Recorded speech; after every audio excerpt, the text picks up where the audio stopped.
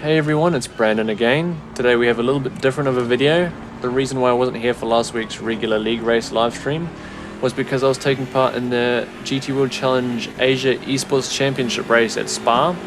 Right now you're viewing my qualifying lap for the race, and the entire event was rainy, so qualifying the track was wet and so was the race. The race was a little bit worse, but we'll talk about that soon. Before this event was held, there was a qualifier open for the public to take part in to get into this race as a part of the AM class. So as you can see, I'm in the AM class today. The pros were pre-selected before the series, and within this esports championship there's 5 rounds. I only found out about this recently, and I joined for the 4th round, which is at Spa. So this is my qualifying lap. It didn't go as best as it could have been, but so far on this lap it went all right. Coming to Le Combe, I didn't get this perfect. I was a little wide there, didn't get my line optimal over the curb. Now coming out of here on the exit, I got a little too much onto the curb, and as you know, in the wet, curbs are very slippery, so I got a tiny bit of oversteer there, cost myself a little bit of time.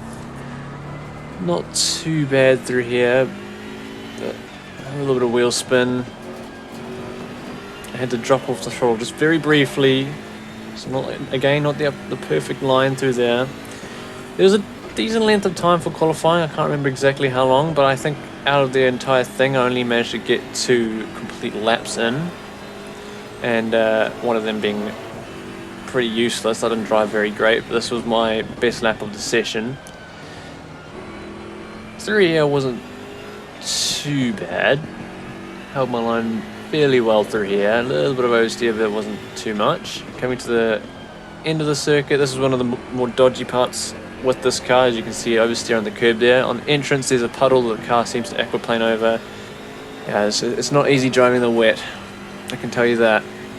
So coming up to Blanchemont, corner was a slight lift, toss it in and then make it out the other side. And then now my biggest mistake of the lap was definitely in the final corner here. You'll see as I come up, I'll brake too late and I'll go far too deep into the corner, making the second part of it, the very final corner, way too tight for myself, costing myself 2 to 3 tenths. That was my qualifying lap. Definitely lost a bit of time there, but that gave me out for 3rd.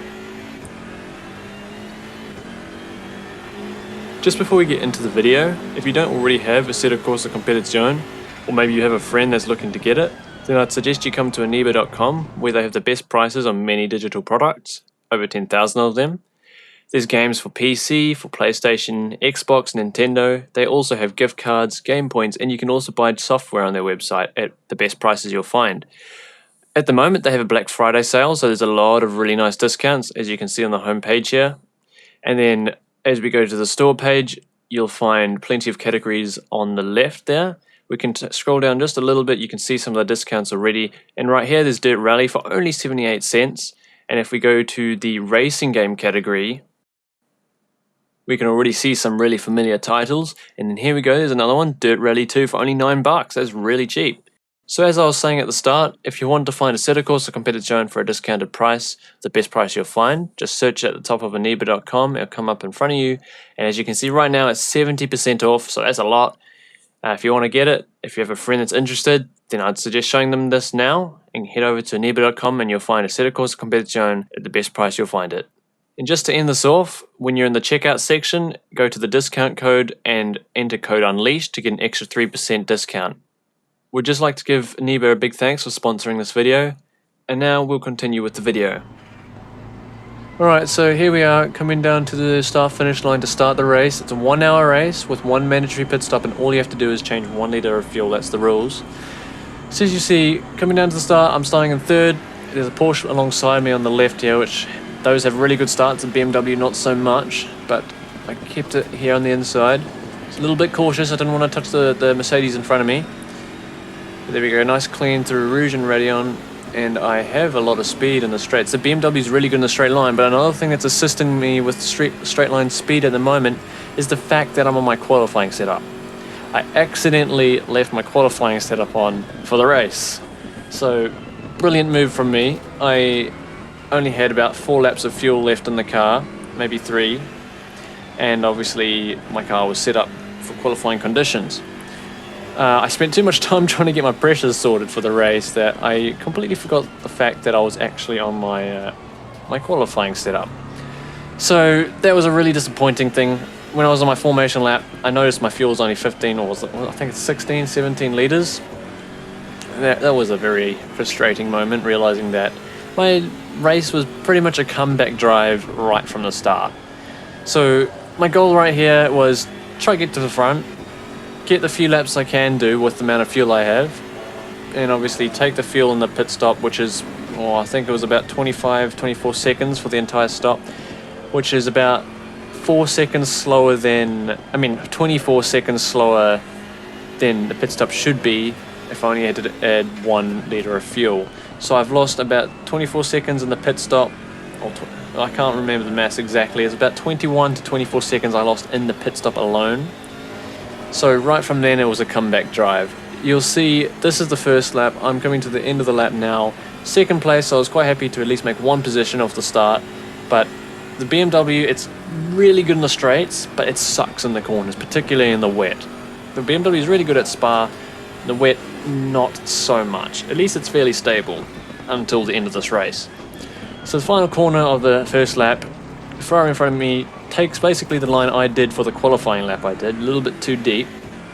Here we go, starting the second lap. We'll quickly take a look at the first half of that lap, or the first quarter of the lap at the start of the race to see how I got past. As you can see, the Porsche is right there next to me, but I was still ahead. Threw radio on, everyone's nice and clean that you can see. Oh no, there was a little bit of a crash down at the bottom now, but okay, I got away quite cleanly. I just stuck it on the outside. I knew that with the light fuel that I had, plus the BMW's power, I should quite easily be able to sneak up into second position, going back to the middle of the track to defend that. And I was quite safely in second position after the first straight. Coming out of the Lecom, there we go. I'm holding my position quite happily there, and the Ferrari up ahead already making a slight gap coming through the corners. The Ferrari is definitely a lot better. Now back to where we were before. We're starting the second lap. We won't look through every lap of this race, just the highlights. So coming to the first corner, I gain a lot. I mean, that's just deceptive because he pulls away coming out the corner. Now, I know that he doesn't get a perfect Rouge and ready on here, so we'll see how that plays out for me. Coming down here, the idea is to get a lot over this left curb, nip the brake just a tiny bit, and then toss it in and be brave. And I managed to do that all right, and he went a bit wide there running off the track. I had a lot more speed than him. The low fuel, the BMW, plus his mistake definitely basically guaranteed me that first position by the end of the straight. So at this point, I achieved my goal, my new goal, after realizing that I have to pit really early, and I had taken first position. I feel it could probably give me another lap or so, but yeah, I keep going, and we'll take another look from the helicopter view. You can see the Ferrari just runs off both sides of the track.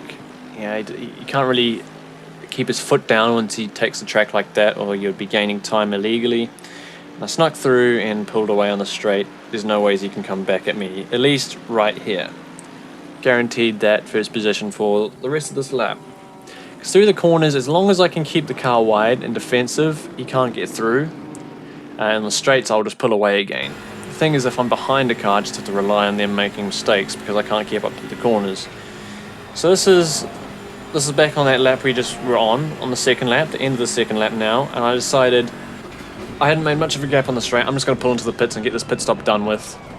So as of right now, the car behind me is probably thinking, why on earth is he pitting so early? He's got all this clear space ahead of him. He should be making the most of it. Unfortunately, I didn't have the fuel for it. So I had a fairly perfect pit stop. I stopped in the right position, didn't lose any time there. The only time I did lose is obviously adding too much fuel. Well, the fuel that I didn't really want to be adding. It turns out there was a couple of cars ahead that also went to the pits for whatever reasons. So I didn't exactly have a clear track ahead of me coming out the pits. However, you'll see right here that I have a really nice pit exit and they have a really slow one. I don't know why they're coming so slowly out of the pit lane. As soon as we got around that pit line, I was straight for the outside, and that was that part of the train cleared. Not sure why they were going so slowly out of the pit lane. But as you can see, when I came at the pits, I was 22nd, really far down the grid.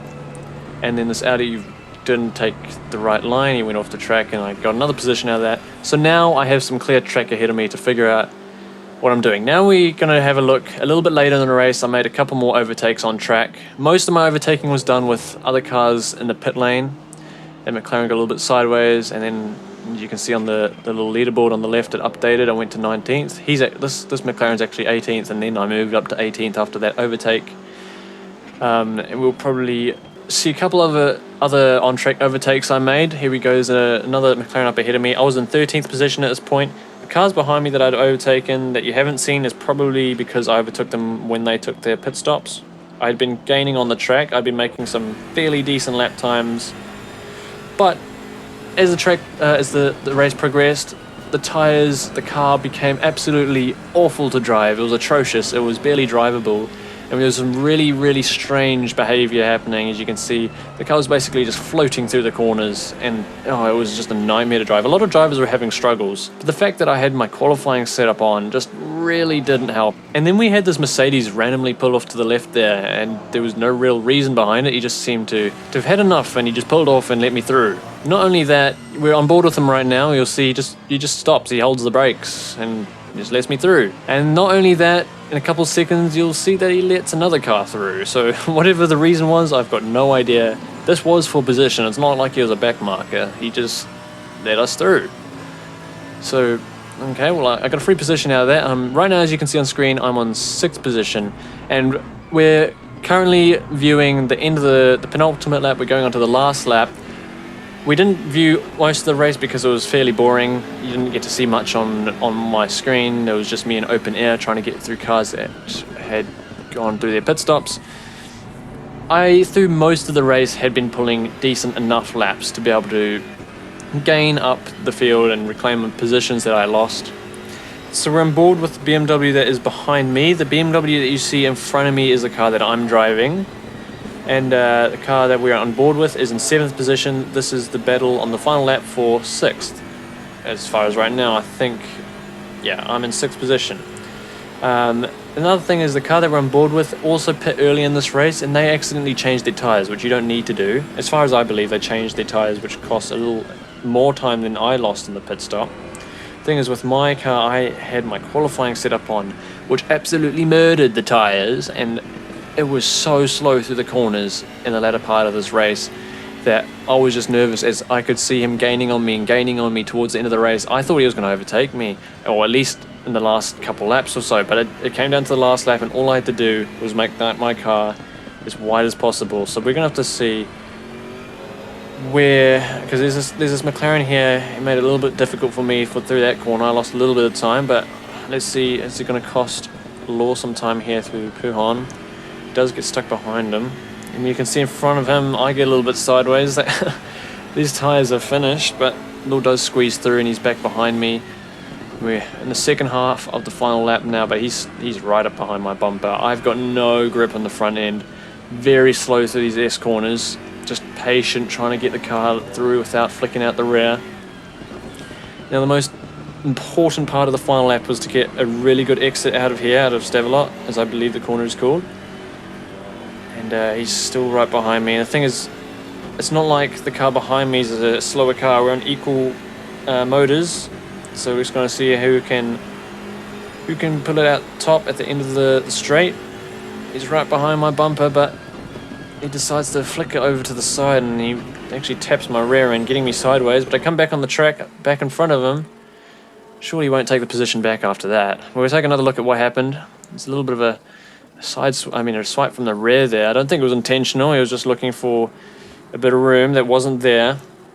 And this is McLaren. That McLaren's not for position, by the way. That's just a back marker car. And this is on board with me. You can clearly see there'll be a bit of a tap there. Luckily managing to catch that, coming back onto the track and not spinning out. Yeah, fortunately it didn't spin out. If I had spun out, that would have not only been 6th position gone, that would have been 7th as well, because of that Mercedes behind us. He was fairly close behind. This McLaren I was a bit nervous of. I wasn't sure if this BMW was going to sneak by while I was stuck behind the McLaren. We're coming through the final corner.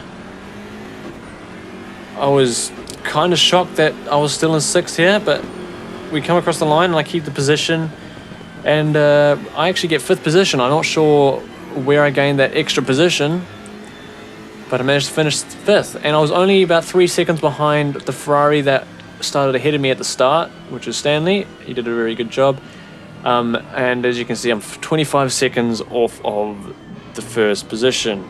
Now, I feel like if I got my setup right at the start, not actually like choosing if I got the race setup on the car and I didn't have the extra 21 to 24 seconds lost in the pit stop, plus having to battle a few cars on track, that could have definitely been a fight for the win, but there's a lot of what ifs and what could have beens. It didn't happen this time around. Luckily, with me being in the top 5 of the AM class of this race, I'll be automatically invited to the final round of the GT World Challenge Asia Esports Championship, which will be at Suzuka. I'm not sure if it's a day race or a night race, but we'll see. Be interesting. That's in a week's time, so I better get on to practice. I'll probably make another video when I do the final race. Thank you for watching. If you have any questions, please let me know in the comments. I'll try to answer them. We'll see you again soon.